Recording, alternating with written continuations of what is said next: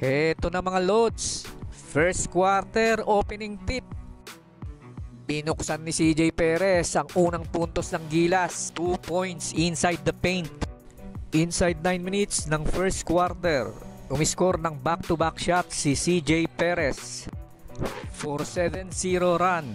Nagpakawala ng 8-0 run ang Thailand after ng timeout sa pinagsanib na puwersa ni Leash at Tyler Lamb para idikit ang score sa 8-all.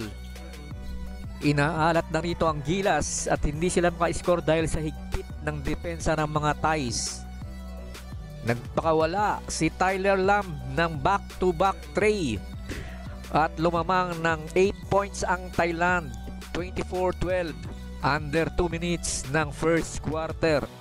Sumagot naman ang Gilas ng 8-0 run sa combined effort ni na CJ Perez, Japet Aguilar at Calvin Optana para tapusin ang first quarter sa score na 22-20 at ibaba sa 2 points ang lamang ng Thailand.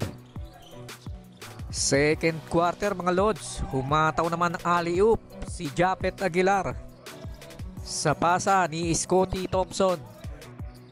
First deadlock at 22-all. And slowly but surely, lumalamang na ng unti-unti ang Gilas. Nagpapalitan ng score ang dalawang koponan. Matauli ang Gilas ng 6-0 run sa reverse layup ni Calvin Optana at 3-point shot ni Justin Brownlee para tapusin ang second quarter at baunin ang 6-point lead sa pagtatapos ng first half. Silipin natin ang halftime performers ng Gilas Pilipinas. Justin Brownlee with 8 points, 8 rebounds, 4 assists, and 3 steals. CJ Perez with 8 points, 4 rebounds, 3 steals, and 3 assists. At Junmar Fajardo with 6 points and 5 rebounds. Third quarter mga lods, Calvin Optana nagpakawala ng tray. Pasok. Pero agad naman itong sinagot ni Tyler Lamb. Score 47-40. Palitan ng puntos ang dalawang koponan. Malupit din itong Frederick Leash tsaka itong Tyler Lamb. Sumasagot sila bawat puntos ng Gilas. Nag-stage uli ng 7-0 run ng Gilas mga lods. Sa offensive board ni Justin Brownlee plus bucket. Layup ni CJ Perez at 3 points ni Marcio Lassiter under 3 minutes of play. Nakukuha na ng Gilas mga lods ang rhythm nila. Sana magtuloy-tuloy na ito. Under 2 minutes of play, nag-tres uli si Brownlee pero sinagot uli ito ng Thai.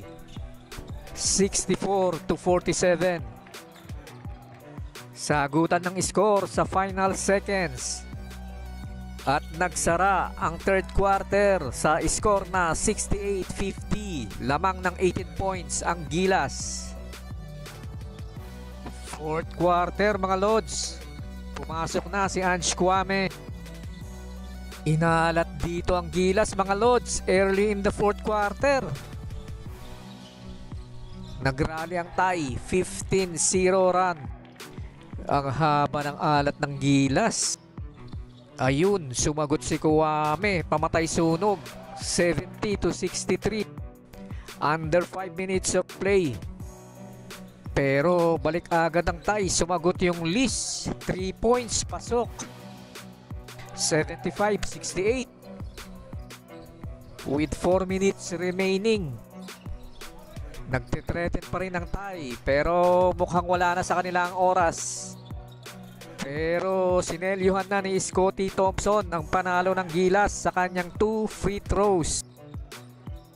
At nakisali na rin si Arvin Tolentino sa kanyang version ng tres. 87-72 sa final seconds ng fourth quarter. Panalo ang Gilas mga lods. And this is it. Pansit, sabi nga ni AJ Edu. God bless mga lods.